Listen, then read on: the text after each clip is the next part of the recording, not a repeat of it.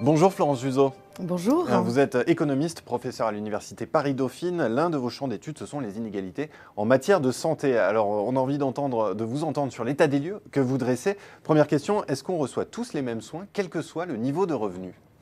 Alors en fait, il y a en France tout d'abord de fortes inégalités d'état de santé, c'est-à-dire des différences d'état de santé entre groupes sociaux. Par exemple, un cadre vit en moyenne 6 ans de plus qu'un ouvrier et un doublement des revenus est associé à une diminution de la probabilité de décès d'à peu près 43%. Alors ça ne se limite pas à un effet simple de la pauvreté ou des conditions de travail, puisqu'on a un véritable gradient social de santé. Donc un employé, par exemple, vit plus longtemps qu'un ouvrier et moins longtemps qu'un cadre. Alors, ça existe pour toutes les causes de décès, toutes les maladies chroniques, etc. Et donc, au final, un ouvrier, par exemple, vit moins longtemps et au sein de cette vie plus courte, vit plus longtemps avec des maladies chroniques et invalidantes. Et malgré tout, malgré ces inégalités, on a aussi des inégalités d'accès aux soins. C'est-à-dire que, on voit que les recours aux soins sont assez différents selon les groupes sociaux. Alors, c'est particulièrement marqué pour les soins de spécialistes, les soins dentaires ou les soins préventifs. Alors, à titre d'exemple, les 20% les plus riches ont 70% de chances de voir au moins un spécialiste dans l'année, alors que chez les plus pauvres, c'est moins de 50%.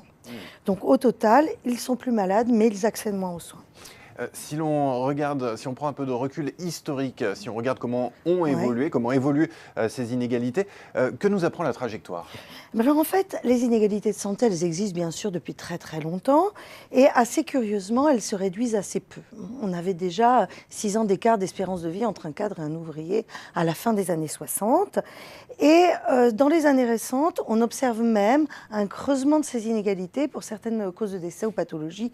Par exemple, le cancer du sein est un cancer qui initialement était plus fréquent chez les femmes les plus éduquées, il est aujourd'hui plus fréquent chez les femmes les moins éduquées. Alors pour les inégalités de recours aux soins, elles sont depuis 10-15 ans assez stables. Il faut quand même noter que certaines réformes ont fait un petit peu bouger ces inégalités. La création de la couverture maladie universelle en 2000, par exemple, avait assez sensiblement fait baisser les inégalités de recours aux spécialistes, mais depuis peu d'effets. Par exemple, la réforme du médecin traitant n'a pas du tout fait bouger les inégalités face aux spécialistes, alors qu'on aurait pu croire que une meilleure orientation des patients aurait permis un certain rattrapage. On a à côté introduit le dépistage organisé et là on a vu une légère réduction des inégalités face à la mammographie, mais pour autant on a encore des différences de recours extrêmement importantes entre les groupes sociaux. Pour conclure, Florence Juzo, on entend souvent dire que notre système de santé est le meilleur au monde. Qu'est-ce qu'il faut en penser ? Comment sont ces inégalités à l'étranger ?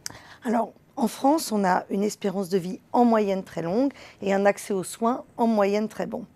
Par contre, on est le pays de l'Europe des 15 qui a les plus grosses inégalités sociales face à la santé.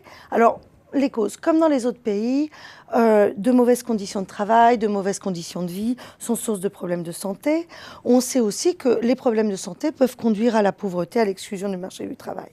Enfin, en France, comme d'autres pays, les plus modestes ont plus de chances d'être obèses et moins de chances de s'arrêter de fumer. Mais finalement, ce n'est pas ces différences de comportement qui expliquent l'ampleur des inégalités de santé en France. C'est en fait le fait qu'on ait des inégalités de recours aux soins beaucoup plus fortes que dans tous les autres pays européens. Alors, cette mauvaise performance française, elle vient de la particularité de notre système. Notre système, le système public prend en charge 77% des dépenses de santé, mais donc il laisse des restes à charge, c'est-à-dire une partie à payer directement par les patients pour tous les soins à cause des tickets modérateurs, des dépassements d'honoraires, des forfaits.